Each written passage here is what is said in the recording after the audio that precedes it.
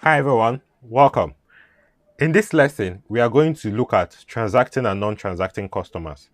So in modern businesses, people, executives might want to know the number of unique customers that did some kind of activity with them for a particular period in time.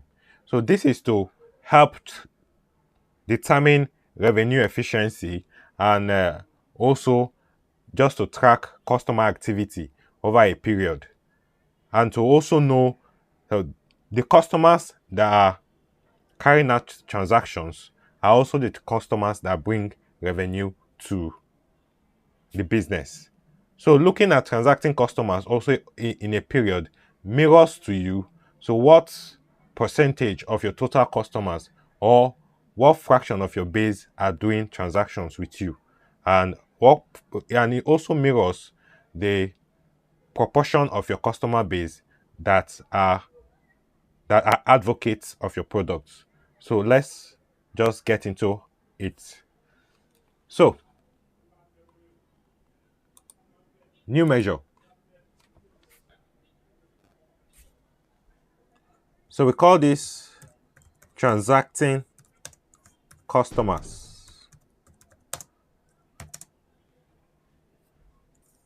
So we start with a variable var. We determine the transaction period. So that will be equal to. So if it depends on the number of days we want to look at. If we want to look at 7 days transacting, that is how many customers have transacted within the last 7 days. It will be our max date minus 7 days.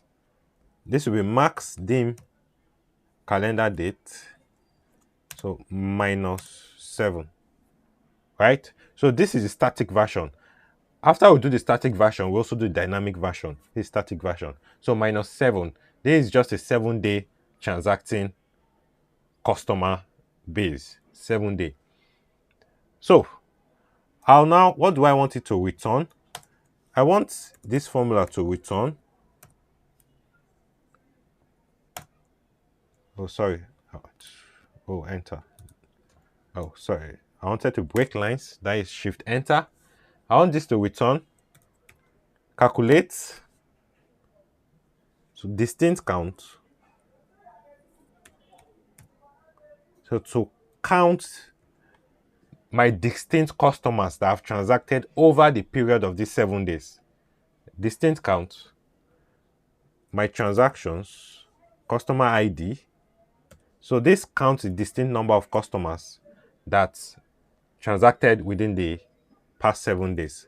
So this is counting my total distinct customer on the table. So now I want to filter by those that have transacted within the last 7 days in the transaction table. So where my dim calendar date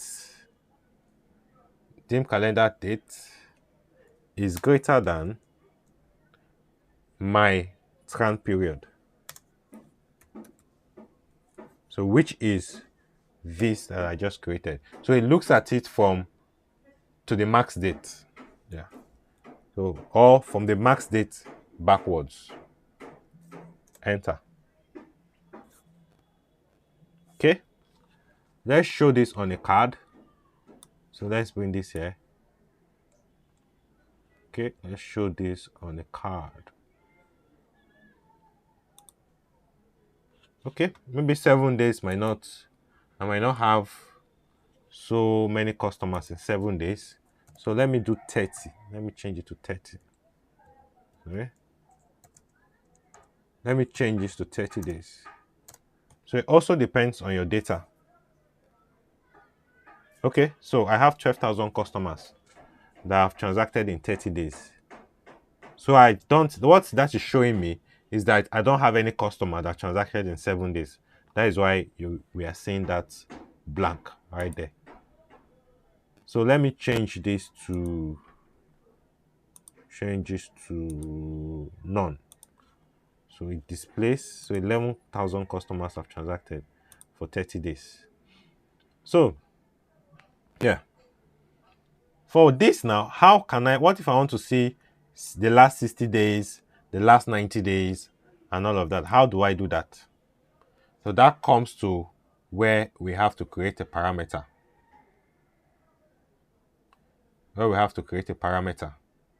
So the same way as we did for the last lesson, we'll come here, we say modeling, new parameter. We want to make this dynamic now.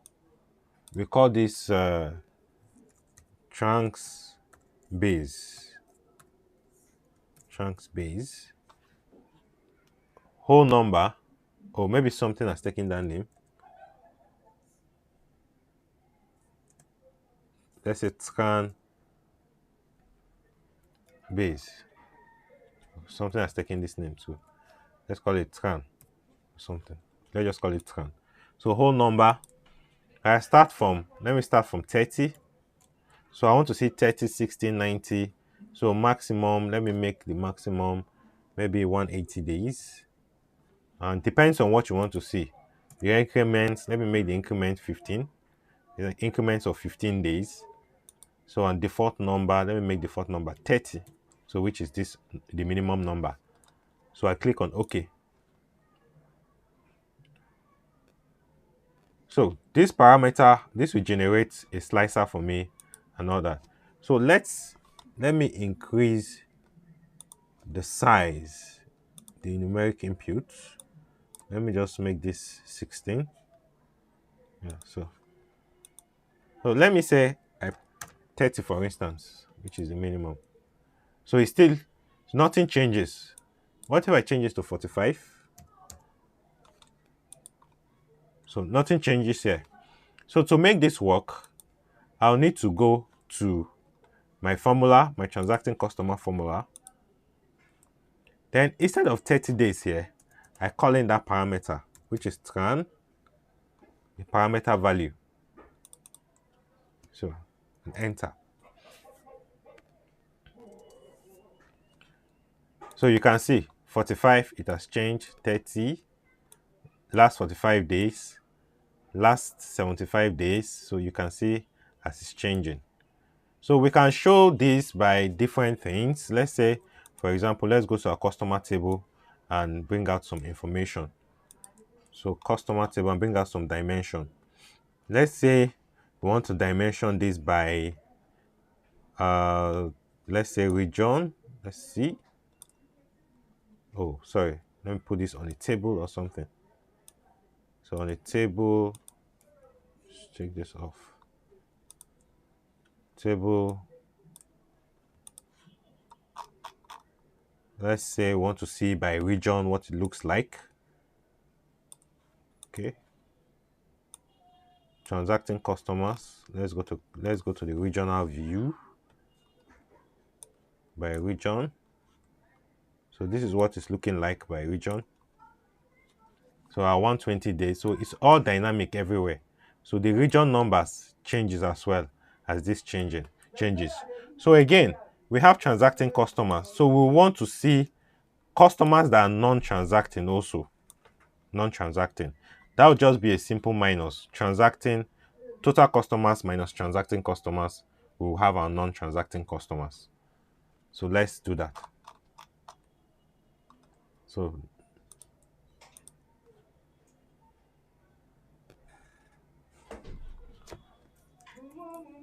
non-transacting customers.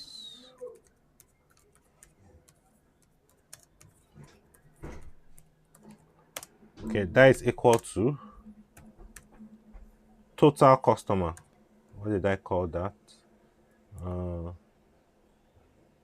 Customer, I think customer count or number of customers. So let's see. Okay, number of customers minus transacting customers. Transacting customers. So this will give us the non-transacting customers. So we can place the non-transacting customers on this card.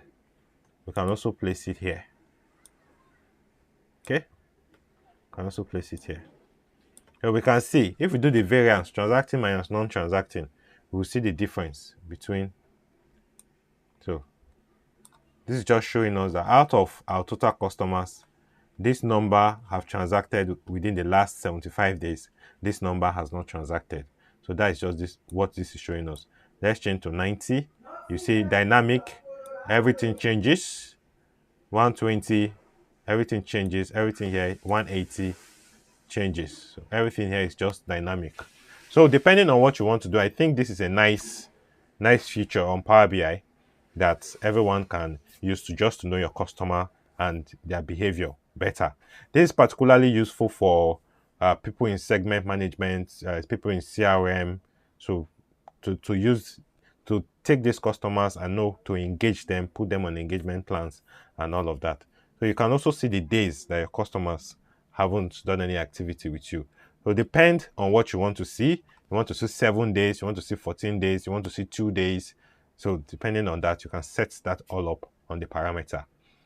So that will be all for this lesson. I'll see you in the next lesson.